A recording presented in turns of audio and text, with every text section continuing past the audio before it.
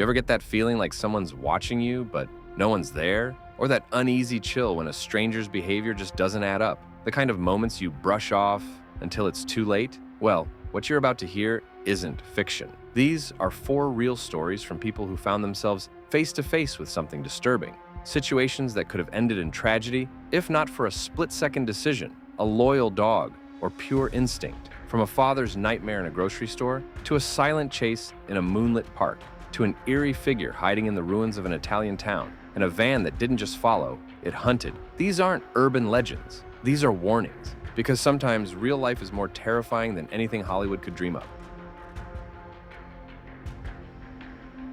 It started out like any other late afternoon for Marcus, a 32-year-old father from Brooklake. His 18-month-old daughter, Ava, had just woken up from her nap, and as part of their routine, Marcus took her on their usual post-nap grocery run. These small trips were a chance to bond, and also a way to get Ava's energy out before dinner. She was full of life, an endless stream of babbles, squeals, and sudden stops to wave at strangers. Marcus didn't mind. He loved these outings, even if they took twice as long as necessary. Usually it was a quick run, juice, maybe some snacks. But that day he had a full list: flour, sugar, noodles, and a gallon of milk. With no cart in sight, his arms were overloaded, and he couldn't hold Ava's hand as they made their way through the store. He stayed close behind, urging her to keep moving, but she was constantly distracted by colorful shelves and squeaky signs. At the customer service desk near the exit, Marcus juggled groceries while trying to keep Ava entertained with patty cake and Itsy Bitsy Spider. She was waving and shouting, "Hi!" at everyone passing by. Most people smiled. A few stopped and talked to her. It made Marcus proud. His little girl was curious, kind, and completely unafraid. The cashier was busy with the return, so Marcus waited patiently. As he finally stepped up to pay, he reached into his jacket to grab his wallet, and in doing so, he let go of Ava's hand for just a moment. That's when it happened. A sudden, sharp voice cut through the noise. "What are you doing with his daughter?" Marcus turned. A man, mid-40s, shaggy hair, unkempt beard, hood pulled low, had picked up Ava and was walking quickly toward the store's entrance. The automatic doors didn't open. They were one way. Time slowed. Marcus's first reaction wasn't fear. It was confusion, then disbelief, then a surge of pure adrenaline. He lunged forward, heart slamming in his chest. The man reached the door just as a customer began coming in. Marcus moved faster than he thought possible. He slammed his fist into the side of the man's head with all the force he had. The man stumbled, nearly dropping Ava. Marcus grabbed her and pulled her close. The would-be abductor didn't fight back. He turned and sprinted out of the store, disappearing into the parking lot. The cashier had already called the police. Witnesses gave statements. Security cameras were checked. Officers searched the nearby streets but found nothing. No license plate, no name, no clues. That night, Marcus sat on the couch, holding Ava tightly, unable to stop replaying the moment in his head. What if he hadn't looked up? What if he'd frozen? What if... Then came the knock. 2 officers stood outside, not with more questions, but with kindness. They handed him a giant box of diapers, bags of groceries, and a stuffed bear for Ava. Inside a Christmas card was a $100 bill and a handwritten note. "You're the kind of father the world needs more of." Marcus choked back tears. He never expected that moment of terror to end in such unexpected grace. But even now, months later, he still checks every aisle, every corner, every shadow. Because the scariest part wasn't that it happened, it was that it could have ended so much worse. When 21-year-old Leo offered to babysit his girlfriend's younger brother, Jamie, it was meant to be a nice gesture. His girlfriend had been under a lot of stress, and with her parents out of town for the day, Leo figured giving her some alone time would be a win for everyone. He arrived early that morning just after 8 a.m. and was welcomed like family. Jamie, a smart, energetic 10-year-old, had always enjoyed Leo's company, and the two fell into an easy rhythm. Breakfast at a cafe, video games back at the house, and then an afternoon at Meadow Ridge Park. The place was packed when they arrived around 2 p.m. Families, kids on scooters, parents chatting on benches. Time flew by. They tossed a football, climbed the jungle gym, and raced each other down the slides. Leo was so caught up in the moment that he didn't notice the shadows stretching longer. By 4:30 p.m., the sun had dipped below the tree line, and the park had emptied out without them realizing. It wasn't just quieter now. It was completely silent. Leo texted his girlfriend, "Heading home now." Then he turned to Jamie, who was halfway up the climbing frame again. "One last slide," Jamie begged. Leo agreed. They climbed to the top of the slide platform, which was high enough to see most of the park. Leo used his phone flashlight to light their path down, and that's when he saw him. A man stood alone beneath a flickering street lamp at the edge of the park. Dressed in a heavy trench coat and knit beanie, he was swaying unnaturally. His mouth hung open, eyes blank, a slow stream of drool catching the light.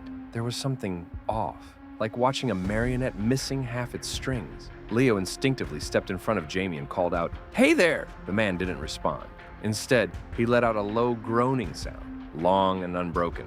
He rocked slowly in place, like he didn't know where he was. Or maybe he did. Leo felt the hair on his neck stand up. He scooped Jamie into his arms and began walking toward the path home, checking behind him every few steps. The man didn't move. At first, it wasn't until they reached the intersection that Leo saw him again. Same man, same blank expression, but now closer, under another streetlight up ahead. And now, he was holding something. Leo squinted. A knife, a long, glinting blade catching the orange light. He walked faster. Jamie buried his face in Leo's chest. Every time Leo turned his head, the man had moved forward. He wasn't chasing outright. He was following in the dark, slow and methodical, like he was waiting for something. Then Leo heard it, the groan again. Only this time, it was right behind him. He didn't hesitate. He ran. Jamie clung to him as they darted down an alleyway that connected to his girlfriend's street. There was a dense row of hedges near the gate, and Leo crouched behind them, shaking, texting frantically. "Open the back gate! Hurry!" Seconds felt like hours. Then, click, the gate opened. They rushed inside. Jamie burst into tears. Leo slammed the gate shut. Out front, Leo peeked through the blinds. The man was still there, now pacing the sidewalk, knife in hand. He began kicking over trash bins, muttering and groaning loudly like some broken animal. He seemed angry they'd gotten away. By the time police arrived, he was gone. Just like that. Later, Leo found a post in a local community group. Man in trench coat seen lurking near public schools, carrying something, maybe dangerous. Nothing came of it. Jamie returned to normal soon enough, but sometimes at night, he still wakes up crying, swearing he hears that groaning outside the window. Leo hasn't been back to that park, and he doesn't plan to. Luca, a 23-year-old university student, lived in the oldest quarter of San Fiora, a hilltop town in southern Italy where medieval charm mixed with shadows of something older, darker. The town had its quirks: narrow alleyways, faded stone staircases, and a repurposed 13th century castle that now doubled as a low-security prison for petty offenders. Not exactly a tourist spot, but it was home. Each evening, Luca walked his 1-year-old Labrador, Lyra, through the ancient district. It was quiet, safe, usually. Locals knew each other. Outsiders stood out. That night it had started snowing, a rare sight in San Fiora. Lyra was thrilled, bounding in circles, trying to catch snowflakes midair. Luca smiled through chattering teeth, regretting not grabbing a warmer coat. He figured he'd make a quick loop, then head back for gloves. To shorten the walk, he cut through a partially built apartment block. It had been abandoned for years, just pillars and exposed floors. Local kids used it as a playground, creepy but familiar. As they approached the skeletal structure, Luca saw a man standing motionless at the corner of the building. His back was to them, head tilted up at the concrete ceiling like he was staring at something no one else could see. He wore a loose tracksuit, too big for his frame, and a beanie crusted with dirt. At first, Luca hesitated, thinking maybe the man was just another wanderer or someone from the nearby mental health facility. But Lyra growled, low and deep. Her hackles stood up. She'd never done that before. Luca slowed. The man turned slowly, deliberately. His face was unfamiliar. Greasy, unshaven, sunken eyes. He looked directly at Luca but said nothing. Then, softly, "Cute dog." The words were normal. The tone was not. Luca tried to stay calm. "Good evening," he said, pulling Lyra slightly closer. Then something shifted above, a faint scraping sound. Luca looked up to the first floor and froze. A girl, maybe 10, kneeling, dirty face, hands pressed against the concrete edge. Her mouth moved, whispering one word: help. Luca's stomach dropped. He recognized her, one of the local kids who played around the structure. But tonight her eyes were full of panic. Her lips trembled. The man saw him looking. "She's my niece," he said flatly. "Just taking her home. Dinner's waiting." Luca's voice stayed steady, but his pulse was racing. "That's strange," he said, forcing a smile. "Because I'm her uncle." The girl, brilliantly catching on, added, "Hey, uncle, can you help me down?" Luca stepped under the ledge, reaching up. Lyra's growling intensified. Then the man shifted. His hand disappeared behind his back. Luca didn't wait. He helped the girl down fast, shielding her. "Do you have a phone?" "No," she whispered, voice cracking. "I dropped it." Luca handed her his own. She snatched it and ran. Then the man stepped forward, pulling out a long, jagged kitchen knife. Lyra barked, not her usual yapping. This was full-throated, furious, primal. The man flinched. Luca held his ground, heart racing. The standoff couldn't last. Then, from the alley, footsteps, shouts. A group of men rounded the corner. One carried a bat, another held a metal pipe. The man panicked. He flung the knife in Luca's direction. It clattered against a wall and sprinted into the dark. Lyra lunged, tearing a piece of his pants. He vanished. The girl's father arrived moments later, panicked and shouting, but she ran to him and said, "He helped me." The tension broke. Police later took Luca's statement. They showed him a book of mugshots. Nothing matched. The dialect the man spoke wasn't even local. To this day, Luca keeps that torn piece of tracksuit. Lyra still growls when they pass that corner, and he never walks that route without gloves or something sharper. Tessa, 24, had always felt comfortable riding through the city alone. She wasn't reckless, just confident. Growing up in Dalewood, a city with equal parts charm and danger, she'd learned to keep her eyes open and her ears sharper. It was a sunny afternoon in early summer when she biked to her favorite smoke shop.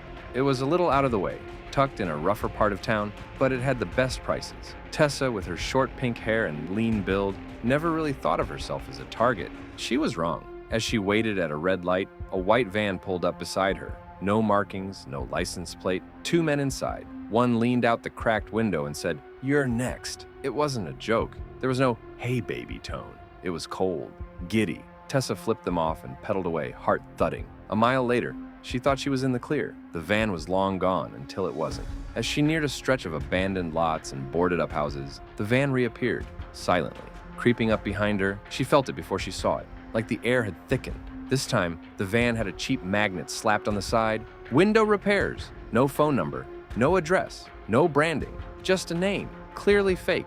Tessa kept moving, didn't look, didn't slow down. Then she heard the engine rev. The van accelerated, cutting her off, blocking the road.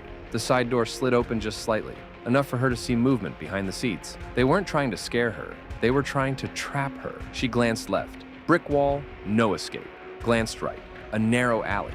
Without hesitation, she yanked her handlebars and veered into the alley, nearly clipping the wall. Behind her, the van roared, tires screeching. She kept pedaling, harder, faster. When she reached the shop, she ran inside, locked the door behind her, and collapsed onto the floor. The owner, a man in his 60s, asked if she was okay. She couldn't speak. Later that night, she told the story to a friend from Mexico. He didn't hesitate. That was a pickup crew. They don't snatch people randomly. They stalk, plan, and grab. You were almost gone. Tessa reported the van, but with no plate and a fake company name, there was nothing to go on. Now she sticks to main roads, rides only in groups, and every time she sees a white van with no markings, she feels her throat tighten. Because the thing about predators is, they don't always come in the dark. Sometimes they hunt in broad daylight.